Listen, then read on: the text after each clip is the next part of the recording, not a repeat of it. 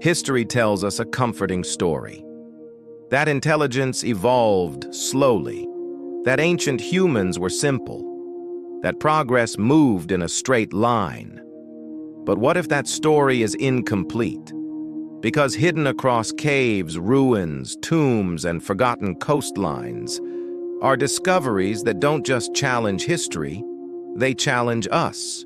Objects that suggest ancient humans didn't discover intelligence, they inherited it. What you're about to see are not myths. They are real artifacts, documented, analyzed, and deeply uncomfortable.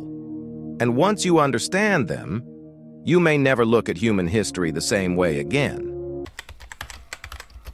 Deep inside a cold Siberian cave, archaeologists uncovered something so small it almost went unnoticed. A needle, not stone, not bone fragments, a fully formed sewing needle, smooth, polished, with a perfectly drilled eye. When scientists dated it, the room reportedly went silent. The needle was over 40,000 years old, but the shock wasn't its age. It wasn't made by modern humans. It was created by Denisovans, an extinct human species we barely understand. These weren't supposed to be innovators. They were thought to be primitive survivors. Yet sewing is not a basic skill. It requires planning, precision, motor control, and most importantly, design thinking. You don't sew unless you're tailoring. You don't tailor unless you're improving. This needle suggests Denisovans wore fitted clothing, repaired garments, and adapted to brutal climates with intention. No trial versions were found, no rough attempts. It appears suddenly fully perfected, which raises a disturbing question. How advanced was the human mind before modern humans ever arrived? Along ancient coastlines, massive Roman structures still stand. Harbors, seawalls, piers. They've been battered by waves for over 2,000 years. Meanwhile, modern concrete cracks in decades. When scientists analyzed Roman concrete, they expected superstition or luck. Instead, they found chemistry. Roman builders mixed volcanic ash, lime, and seawater, a combination modern engineers once avoided. Why? Because seawater normally destroys concrete. But Roman concrete does the opposite.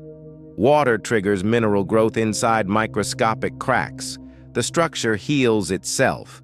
It gets stronger with age.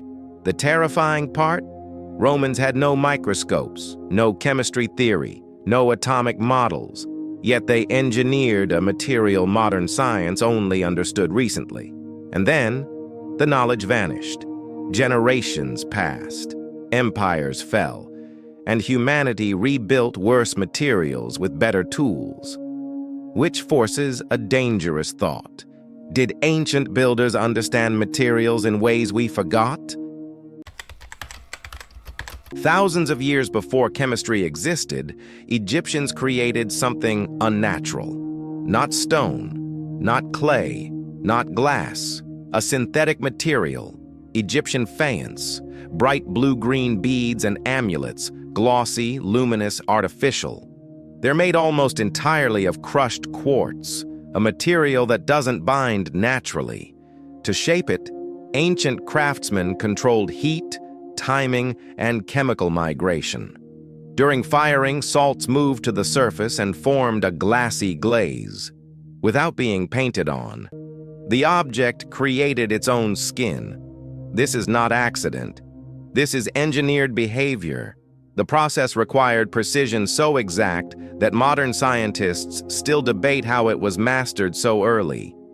And this technology appears at the very birth of civilization. Before advanced metallurgy, before scientific language, which raises a chilling possibility. Did early humans experiment fearlessly, while later societies played safe?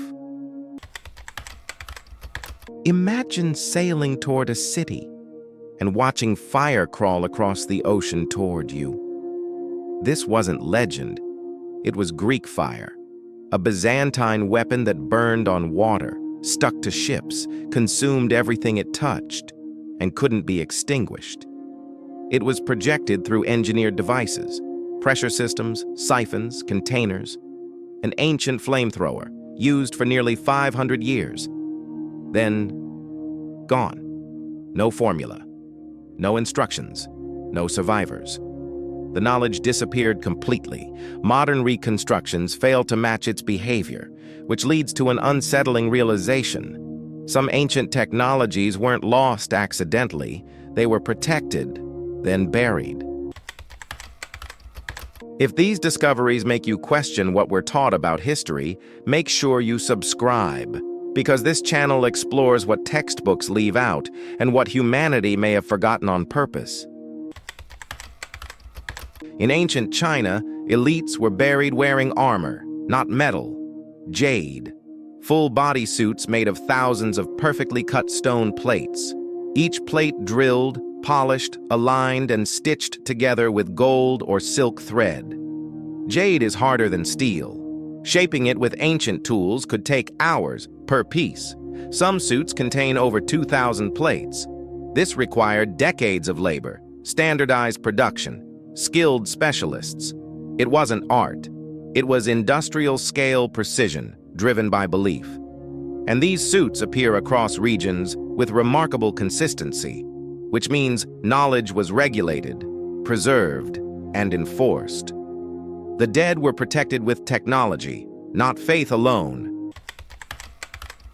These discoveries don't belong to a single civilization. They appear across continents, across timelines. They don't suggest coincidence. They suggest capability. So here's the real question. Were ancient humans truly primitive, or are we remembering history wrong? What do you think? Tell me in the comments.